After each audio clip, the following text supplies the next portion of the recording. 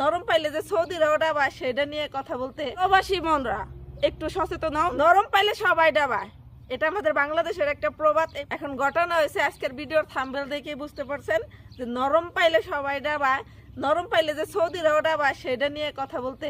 এখন আমি আসছিলাম ময়লা ফেলতে, ঈদ আসছে, সারাদিন কাজ করছি, এখন সন্ধ্যার আজান দিবে। আমি যখন সৌদি আরব ফার্স্ট আসি, কপিল আমার সাথে কি ঘটনাটা ঘটায় আপনারা শুনলে জাস্ট অবাক হয়ে যাবেন। সৌদি আরবের মানুষ এত যে খারাপ এটা মানে শুনলেই অবাক হয়ে যাবেন। ঘটনাটা শুনেন। সেটা হলো, আমি আসছি রমজান মাসে আসার পরে কপিলের বাসায় ছিলাম। কপিলের বাসায় একটা খাদ্যামা ছিল, ওর সাথে কাজ টাজ করছি। ওখানে শেষ রোজা পর্যন্ত আসছিলাম। 28 রোজায় আমি এই বাসায় আইছি।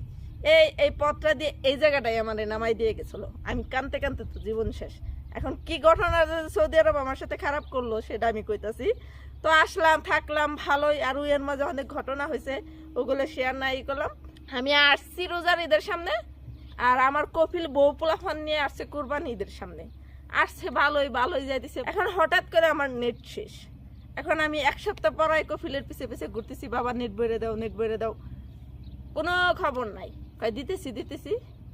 তারপরে হঠাৎ করে একদিনকে দুপুরবেলা রান্না বান্না করছি, খাওয়া দাওয়া শেষে আমাকে ডাক দিয়ে বলতেছে, গাড়ি আসেনি কেবার, আমি রোডের পাশে দাঁড়ায় রয়েছি। ডাক দিয়ে আমাকে বলতেছে, সামনে এদিকে আয়, কি এই যে তোর বেতন সামনে মাস থেকে তোর নেট বিলের জন্য 200 রিয়াল কাটুম। তো তখন আমি ভাষা বুঝি না, যতটুকু বুঝি 2 মাসে আসছি নতুন সৌদি আরব। এখন হয়তো ভাষা বলতে না পারলেও বুঝতে পারি ওরা যে কি কইতাছে। আমার হাতে 1 মাসের স্যালারি দিছে, আর 2 মাসের স্যালারি আগেই দিছিল। তো টোটালি আমার কাছে 3 মাসের স্যালারি। এখন আমি তো শুই না, অবাক হয়ে গেছি। কি আমার 200 টাকা নেট বিল কাটবো? আমি নতুন হইলে কি হবে? আমি কিন্তু দুর্বল না। পরে আমি কপিলের মায়ের ডাক দিয়ে কইলাম, এই নে 2 মাসের বেতন, এমনি 1 মাসের বেতন, 3 মাসের বেতন নিয়ে আমার টিকিট কেটে দে, আমি বাড়ি যাবো। কে? আমি কই কি আমি থাকুম না, সব খাদ্যামাগো নেট বিল ফ্রি। কপিলের বাসায় এক মেয়ে আছে, তার তো নেট লাগে না, সে ওয়াইফাই চালায়। কয় এনে ওয়াইফাই নাই, তুই চালাবি কেমনে? কপিলের বোনরা 3টে বোন, ঈদের সামনে সবাই আসছে, সবাই আমারে বুঝে যে নেট তোরই বড় লাগবো, এনে যারা কাম করে তারা নেট বইরে নেয়। আমি বললাম না, ডাইরেক্ট কথা, আমি বলুম না, আমি দেশে যাবো।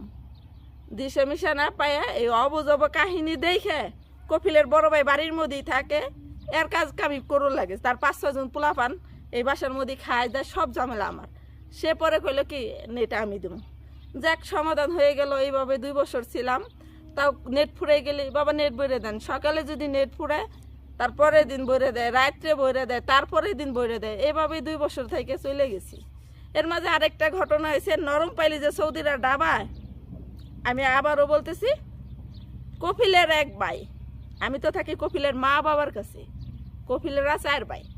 এই আমার এই বাসা থেকে এইদিকে গাড়িতে গেলে 2 মিনিট, হাইটে গেলে 10-15 মিনিট লাগবে। উনি কয়দিন পরে আইসি পড়তে, কোনদিন পরে নিয়ে আমার দিয়ে কাম করায়।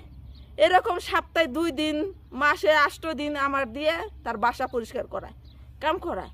আমি এনে পাগল হয়ে গেছি। আমার নিজে রান্না করে খাইতে হয়। এ বাসায় এমন কোনো খাবার নাই যে যেটা আমি খাইতে পারি। ওরা যা রান্না করে ওটা আমি খাইতে পারি না, ঠিক আছে? তো আমি সন্ধ্যার সময়, এমন সময় আমি করলা বাছতেছি আর ভাত রাঁধতেছি। আমাকে এসে বলতেছে কি, স্বপ্না বল কাপির নামাজ পড়। কি হয়েছে? কয় আমার বাসায় যাবি, কাম করবে। আমি কবি যাবো না তোর বাসায়।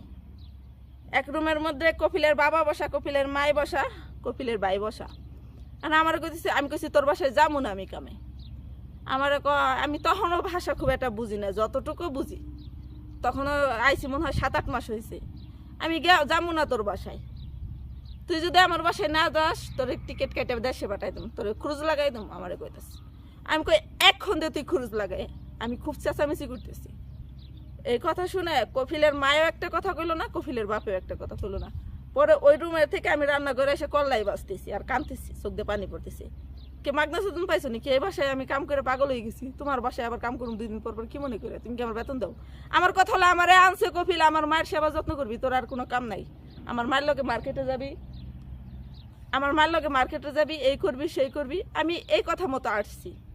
তো কপিলের মায়ের একটা কথা বলে না, বাপের একটা কথা বলে না। কিছুক্ষণ পরে কপিলের বাবা রান্না করে দরজা ঠকঠক করতেছে, ঝাল আমি দরজা লাগাই রান্না করতেছি।